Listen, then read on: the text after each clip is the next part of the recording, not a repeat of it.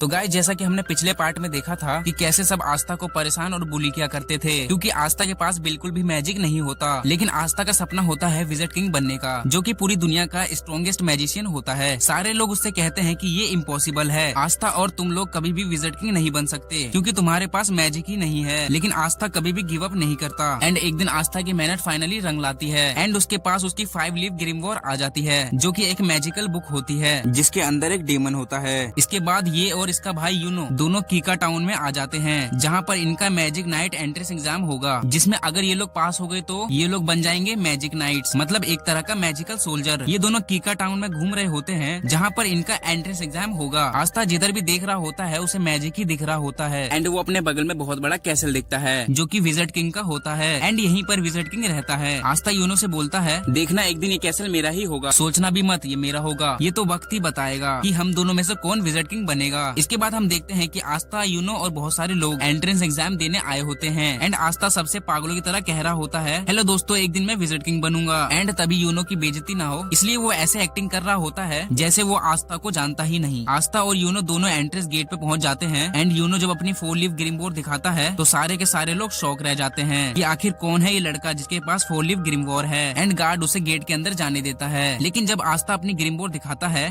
तो गार्ड को यकीन नहीं होता है कि ये कोई ग्रिमवॉर है कि नहीं, क्योंकि आस्था की जो 5 लीफ ग्रिमवॉर होती है वो इतनी ज्यादा रेयर होती है कि किसी को नहीं पता। लेकिन आस्था की बहुत ज्यादा रिक्वेस्ट करने के बाद गार्ड आस्था को अंदर जाने देता है। आस्था के पीछे एक लड़का खड़ा होता है जो बोलता है कि ये लड़का काफी फनी लग रहा है। सारे के सारे बच्चे एंट्रेंस लाइन में खड़े हो जाते हैं एंड यहाँ पर जिसके पास जितनी कम मैजिकल पावर है उसके पास उतनी ज्यादा मैजिकल बर्ड आती है एंड यूनो के पास एक भी मैजिकल बर्ड नहीं आती। एंड सारे लोग सोच रहे होते हैं कि आखिर है कौन ये इतना स्ट्रॉन्ग मैजिशियन जिसके पास एक 4 लीफ ग्रिमवॉर भी है एंड इतनी स्ट्रॉन्ग मैजिकल पावर है कि एक भी चिड़िया इसके पास नहीं आ रही है। एंड आते ही यूनो के पीछे 2-3 लड़कियां पड़ जाती है एंड हमारे प्यारा आस्था के पीछे तो बहुत सारी बर्ड पड़ जाती है एंड सारे लोग आस्था का मजाक उड़ाते हुए हंस रहे होते हैं। ये लड़का जिसके पीछे आधे से ज्यादा चिड़िया पड़ गई है, आस्था भागते भागते अचानक एक आदमी से टकरा जाता है और ये आदमी बहुत ज्यादा बड़ा और ताकतवर होता है। आस्था को लग रहा होता है कि ये भी कोई बच्चा है जो एंट्रेंस एग्जाम देने आया है एंड वो इससे पूछता है कि तुम्हें लगी तो नहीं ना। एंड ये आदमी आस्था का सिर पकड़कर उठा लेता है और अपने हाथों से उसका सर पीसने वाला होता है और उससे पूछता है, तुम जानते नहीं हो क्या कौन हूँ मैं। एंड ये आदमी कोई और नहीं बल्कि एक magic night squad black bulls का कैप्टन यामी होता है, जो कि सारे के सारे मैजिक नाइट स्क्वाड से सबसे बेकार स्क्वाड होता है। एंड आस्था बेचारा आते ही एक मैजिक नाइट कैप्टन से पंगा ले लेता है। यामी आस्था का सिर पीसने ही वाला होता है, लेकिन तभी यामी के स्क्वाड के कुछ मेंबर्स वहाँ आ जाते हैं, फ्यूनरल और गॉर्डन। फ्यूनरल बहुत ही बड़ा ठरकी होता है और गॉर्डन बहुत ही ज्यादा शांत और अच्छा होता है। फ्यूनरल यामी से कहता है कि आप यहाँ क्या कर रहे हो, जल्दी चलिए इवेंट स्टार्ट होने वाला है। जिस पर यामी बोलता है कि अरे कुछ नहीं, मैं ऊपर जाने का रास्ता भूल गया था। एंड तभी एंट्रेंस एग्जाम स्टार्ट हो जाता है एंड यामी आस्था को छोड़ के वहाँ से चला जाता है। आस्था खड़ा होता है और तभी उसके पास वो लड़का दोबारा से आ जाता है जिसका नाम सेके होता है एंड वो वहाँ आके आस्था से दोस्ती कर लेता है। एंड तभी वहाँ सारे के सारे 9 मैजिक नाइट स्क्वाड के कैप्टन आ जाते हैं एंड ये सारे के सारे बहुत ज्यादा स्ट्रॉन्ग होते हैं और कहा जाता है कि पूरी दुनिया में इन सबसे ज्यादा स्ट्रॉन्ग बस एक ही आदमी है, जो कि है खुद विज़र्ड किंग। इस कैप्टन का नाम विलियम होता है और ये गोल्डन डॉन का कैप्टन होता है एंड इसकी स्क्वाड वर्ल्ड में नंबर 1 होती है एंड सभी का सपना इसकी स्क्वाड में ज्वाइन करने का होता है। और वहीं पर यामी की जो स्क्वाड होती है ब्लैक बुल्स, वो सबसे खराब स्क्वाड होती है और उसमें कोई भी नहीं जाना चाहता। आस्था सेके से पूछता है आखिर विज़र्ड किंग कहाँ है, जिसपे सेके आस्था को बोलता है, विज़र्ड किंग थोड़ी ना इन छोटे मोटे इवेंट में आएंगे, वो हमारे किंगडम के किंग है और उनके पास और भी ज्यादा इम्पोर्टेंट काम होते हैं। विलियम सबसे कहता है टाइम आ चुका है तुम सबके एग्जाम को स्टार्ट करने का एंड वो अपना मैजिक यूज करता है एंड आसमान से एक बहुत ही बड़ा पेड़ नीचे आ जाता है एंड सारे के सारे कंटेस्टेंट को एक एक मैजिकल झाड़ू दे देता है। ये तुम लोगों का पहला टेस्ट होगा और तुम सबको अपनी मैजिकल पावर से उड़ना है। और सारे ही कैप्टन सबको ऑब्जर्व कर रहे होते हैं। यूनो सबसे ऊपर उड़ रहा होता है और सारे के सारे कैप्टन को इम्प्रेस कर देता है। वहीं पर हमेशा की तरह आस्था बेचारा उड़ना तो छोड़ो कूद भी नहीं पा रहा होता है। तभी इन सारे कैप्टन में से एक कैप्टन नीचे जाकर एक लड़की को डांटता है जो कि इसकी बहन होती है एंड ये उससे कहता है कि तुम यहाँ एग्जाम देने क्यों आई हो, सिल्वर फैमिली की बेइज्जती मत करो, तुम ये एग्जाम पास नहीं कर पाओगी, चुपचाप घर लौट जाओ। एंड फिर वो वहाँ से चला जाता है एंड इस लड़की का नाम नोएल होता है। सेके आस्था से बोलता है कि ट्राई करते रहो, तुम ये कर सकते हो, लेकिन हम सबको पता है कि आस्था ये सब नहीं कर सकता क्योंकि उसके पास मैजिक है ही। एंड इस वाले टेस्ट में और इसके बाद वाले टेस्ट में आस्था बहुत ज्यादा खराब करता है। इसके बाद विलियम सबसे कहता है अब तुम लोगों का फाइनल टेस्ट होगा, तुम सबको एक एक पार्टनर चुन लेना है जिसके साथ तुम लड़ाई करोगे। सेके आस्था से बोलता है कि चलो हम दोनों पार्टनर बन जाते हैं एंड आस्था उसकी बात मान जाता है। इसके बाद आस्था और सेके दोनों ही तैयार होते हैं एक दूसरे से लड़ने के लिए। आस्था सेके से बोलता है ऑल द बेस्ट सेके, हम दोनों अपना अपना बेस्ट देते हैं एंड जो भी हारेगा वो बुरा नहीं मानेगा और हम दोनों की दोस्ती पे कोई फर्क नहीं पड़ना चाहिए। एंड अब सेके अपना असली रंग दिखाता है। वो आस्था से बोलता है, ध्यान से सुनो गंदी नाली के कीड़े, मैं तेरा कोई दोस्त वोस्त नहीं हूँ, मैंने बस तेरे से इसलिए दोस्ती की थी क्योंकि मुझे पहले से ही पता था कि ये वाला टेस्ट होगा जिसमें हम लोगों को अपना पार्टनर खुद डिसाइड करना होगा। एंड इसलिए मैंने तुझसे दोस्ती की थी ताकि तुम्हारे जैसे वीक लड़के को हराकर मैं आराम से एक मैजिक नाइट बन सकूं। ये कहकर वो वहाँ से चला जाता है। आस्था एकदम शॉक रह जाता है क्योंकि उसे लग रहा था कि उसको उसका पहला दोस्त मिल गया है। एंड ये सारे लोग भी बोलने लग जाते हैं, क्या यार सेके तो बहुत चालाक निकला, वो आसानी से आस्था को हराकर मैजिक नाइट बन जाएगा। एंड काश आस्था हम लोग को चुना होता ताकि हम लोग भी उसे हराकर आराम से जीत जाते, क्योंकि इन सबको लग रहा होता है कि आस्था एक बहुत बड़ा वीक लूजर है। सेके हंसते हुए तैयार होता है अपनी फाइट के लिए और अपनी ग्रीम वॉर निकालता है। सारे के सारे कैप्टन और सारे लोग श्योर होते हैं कि आस्था जीत नहीं पाएगा, क्योंकि इन लोगों को मालूम ही नहीं होता कि आस्था कोई मामूली बच्चा नहीं। इन लोगों की फाइट स्टार्ट होती है। एंड आस्था अपनी ग्रीम वॉर से अपनी तलवार निकालता है एंड सेके के ऊपर बस एक ही अटैक करता है एंड सेके की बैंड बज जाती है। सारे के सारे लोग दंग हो जाते हैं कि ये क्या हुआ, ये लड़का तो बहुत स्ट्रॉन्ग है। एंड यूनो भी आस्था को दूर से देखकर हंस रहा होता है। सारे के सारे कैप्टन भी शॉक रह जाते हैं। एंड आस्था अपना तलवार अपने कंधे पर रखता है और कहता है कि मेरा नाम याद रखना सेके, और मैं वो हूँ जो एक दिन विजिट किंग बनेगा। इसके बाद और भी कई कंटेस्टेंट की लड़ाई होती है एंड फाइनली यूनो की बारी आ जाती है। यूनो से कोई भी लड़ना चाहता ही नहीं था क्योंकि कोई भी हारना नहीं चाहता था, लेकिन तभी यूनो के पास सलीम आ जाता है एंड इसी ने पहले यूनो पर अटैक किया था। एंड ये यूनो से कहता है कि पिछली बार तो तुम बच गए थे लेकिन इस बार तुम नहीं बचोगे। एंड इन दोनों के बीच बहुत ही भयानक फाइट होती है, लेकिन आखिर में यूनो अपनी मैजिक से सलीम को हरा देता है। एंड इसके बाद एंट्रेंस एग्जाम खत्म हो जाता है और अब सारे के सारे कैप्टन की बारी होती है चूज करने की कौन से बच्चों को अपनी टीम में लेना चाहेंगे। अगर किसी भी बच्चे के लिए एक से ज्यादा कैप्टन ने हाथ उठा लिया तो उस बच्चे को डिसाइड करना होगा कि वो किसके स्क्वाड में जाएगा। लेकिन अगर किसी भी बच्चे के लिए किसी भी कैप्टन ने अपना हाथ नहीं उठाया तो वो बच्चा फेल हो जाएगा। बहुत से बच्चे एक एक कर फेल हो रहे होते हैं और आस्था को बहुत ज्यादा टेंशन हो रही होती है कि वो फेल ना हो जाए। एंड फिर बारी आती है यूनो की और जिंदगी में पहली बार सारे के सारे कैप्टन किसी एक बच्चे के लिए अपना हाथ उठा देते हैं क्योंकि ये सब के सब यूनो को अपनी टीम में लेना चाहते थे। अब यूनो डिसाइड करेगा कि वो किसके टीम में जाएगा और यूनो गोल्डन डॉन यानी कि the best magic night squad चुनता है। एंड इसके बाद बारी आती है हमारे आस्था की। आस्था बहुत ही ज्यादा डरा हुआ होता है, प्लीज गॉड मेरे लिए बस कोई एक कैप्टन हाथ उठा ले। एंड आस्था का ऑप्शन शुरू होता है और कोई भी कैप्टन अपना हाथ नहीं उठाता, जिसका मतलब था कि आस्था फेल हो गया है। आस्था बहुत ही ज्यादा दुखी हो जाता है और वहाँ से जाने लगता है, लेकिन तभी यामी खड़ा होता है और बोलता है, तुम जानते हो बच्चे तुम फेल क्यों हुए, क्योंकि तुम बहुत ज्यादा वीक हो और तुम्हारे पास मैजिक भी नहीं है। फिर आखिर तुम सोच भी कैसे सकते हो कि तुम मैजिक नाइट बन सकते हो। इसके बाद यामी अपनी मैजिकल पावर दिखाता है जो कि इतनी स्ट्रॉन्ग होती है कि आसपास की जमीन हिलने लगती है। वो कूदता है और आस्था के पास आकर बोलता है, मैंने सुना कि तुम विजिट किंग बनना चाहते हो, तुम्हें पता है ना विजिट किंग बनने के लिए तुम्हें मुझसे और बाकी 8 कैप्टन को हराना होगा, और तुम्हें क्या लगता है कि तुम हम 9 के 9 कैप्टन को जिंदगी में भी हरा सकते हो। जिस पर आस्था कहता है कि मैं जानता हूँ कि मैं बहुत ज्यादा वीक हूँ और मेरे पास मैजिक भी नहीं है, लेकिन मुझे फर्क नहीं पड़ता कि मैं कितना वीक हूँ, मुझे फर्क नहीं पड़ता कि आप सारे कैप्टन कितने स्ट्रॉन्ग हो। अगर विजिट किंग बनने के लिए मुझे आप लोगों को हराना होगा तो मैं आप सबको हराऊंगा एंड एक दिन मैं जरूर बनूंगा विजिट किंग। जिसको सुनकर यामी जोर जोर से हंसने लगता है और आस्था से कहता है, मुझे तुम पसंद आए बच्चे, मैं तुम्हें अपनी स्क्वाड में लूंगा और तुमसे बहुत ज्यादा मेहनत करवाऊंगा ताकि तुम बन सको विजिट किंग। एंड जिंदगी में पहली बार आस्था के सपनों पर किसी ने विश्वास किया होता है और उस पर हंसा नहीं होता है। आस्था बहुत ज्यादा खुश होता है और कैप्टन यामी को थैंक्स बोलता है। एंड इसके बाद एंट्रेंस एग्जाम फाइनली खत्म हो जाता है और वो बाथरूम में हल्का होने जाता है, लेकिन वहाँ पर तभी सेके आ जाता है जो आस्था से अपनी हार का बदला लेने चला जाता है। वो आस्था के ऊपर अपना मैजिकल लिजर्ड छोड़ देता है और ये अगर आस्था को काट लेता तो आस्था की जान भी जा सकती थी, लेकिन तभी यूनो आकर आस्था को बचा लेता है और सेके को डराकर उससे बोलता है, सोचना भी मत कि तुम आस्था के टक्कर के हो या फिर तुम आस्था के आसपास भी आते हो। आस्था मेरा राइवल है और वो मेरी टक्कर का है, अब चुपचाप निकलो यहाँ से।